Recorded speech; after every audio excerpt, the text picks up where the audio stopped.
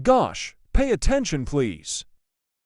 I got off the subway and got hit by the guy behind me. I'm sorry, so sorry. I apologized in a trance.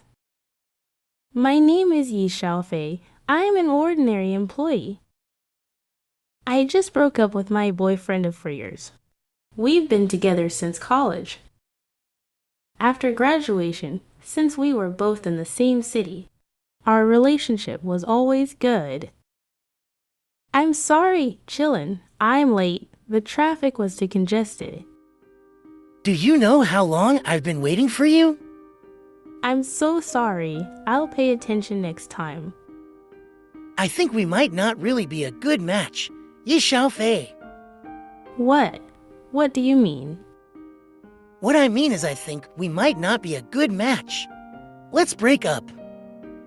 We've been together for 4 years and now you're telling me we're not right for each other. We can never resonate on the same frequency. Yi Xiaofei. Haven't you noticed? We never talk on the same channel. I was a sophomore in college when I first met Chillin. Chillin was 1 year ahead of me. He's the one who chased me, and over the years, he's been very tolerant of me and rarely loses his temper with me. At least he's been good to me for 4 years. I really didn't think he'd break up with me all of a sudden. Think about it yourself. I'm leaving first. Chillin turned around and walked away. Not even looking back in the process, I stood still for a long time. I got on the subway in a daze, staring at the view outside the subway. The crowded flow of people around when I arrived at the station. I got off the train, following the crowd. I didn't look where I was going when I got out of the train. I walked slowly out of the subway entrance and was almost run over by an oncoming electric bike. Be careful. I'm being held back by someone. Oh my God, are you okay? I dropped to the floor and looked up at the person in front of me. He's a very elegant young man. I'm fine. He pulled me up and patted the dust off me. What's wrong with you? You're so careless. Watch where you're going. Thank you. That's okay. Are you all right? If so, I'll be off. I'm fine. Thank you so much. The young man waved at me and walked in the opposite direction. I stared at his distant back. After a while, I just reacted, heading for home, too. When I got home, I crouched in the doorway and cried. I found my phone and tried to call Chillin. I've called him many times with no response. After a dozen or so rings, he slowly picked up. Hello. Chillin, it's me. Let's not break up, okay? I really don't want to break up. Chillin. Are you done? I'm gonna hang up. Before I could say another word, Chillin hung up the phone decisively. My hand holding the phone slowly slipped. I crouched on the floor and cried uncontrollably.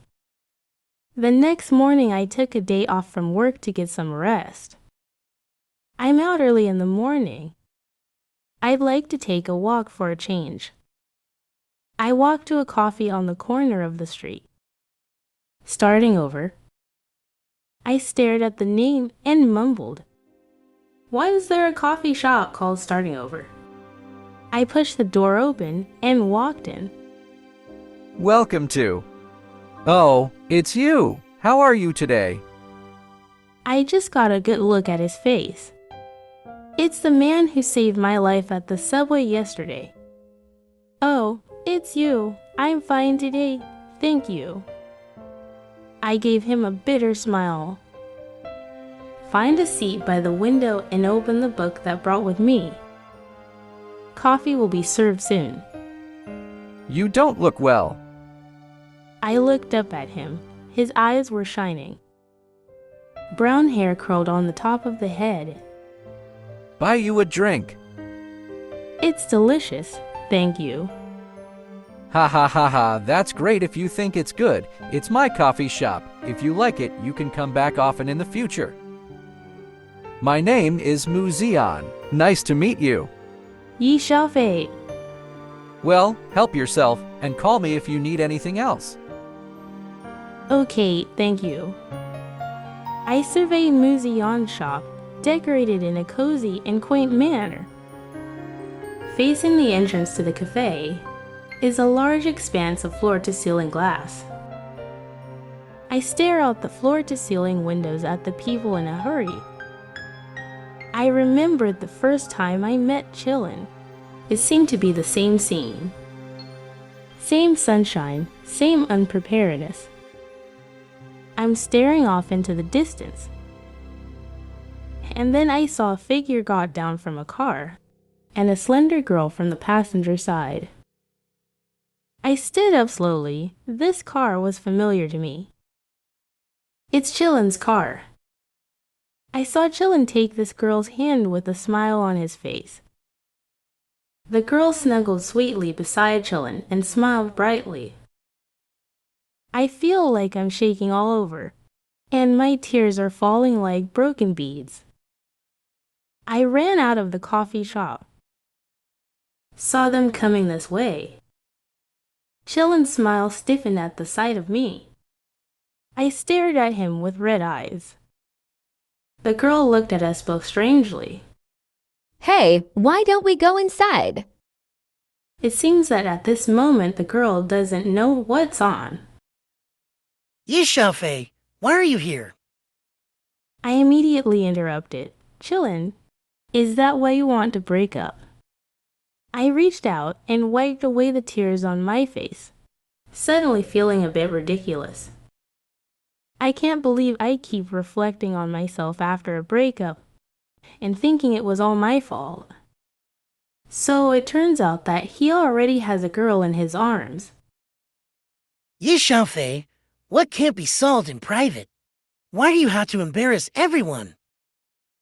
When you left me on the street, why didn't you think about whether I was embarrassed or not? When you broke up with me, you didn't think about whether I was embarrassed or not. Now that you've found a new love, you're living a good life, and you care about whether you're embarrassed or not. The moments I spent with Chillin over the past 4 years are vivid in my mind, and now they're all in the past that I want to erase. Yi Xiaofei, don't go crazy on the street. We have things to do. Don't block our way into the shop. I was about to open my mouth, but the tears kept falling.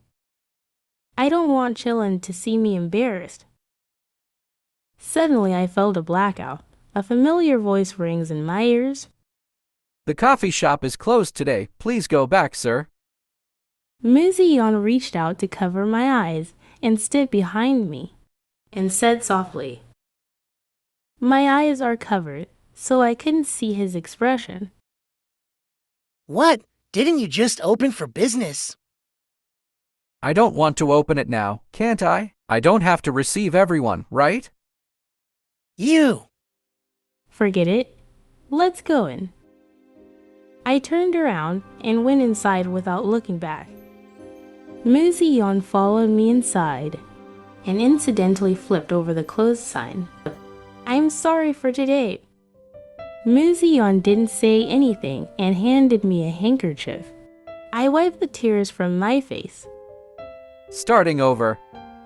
He pointed to his storefront sign and winked at me. I suddenly break into a smile. I held the handkerchief and watched him smile at me. He seems to have a very obvious tiger tooth.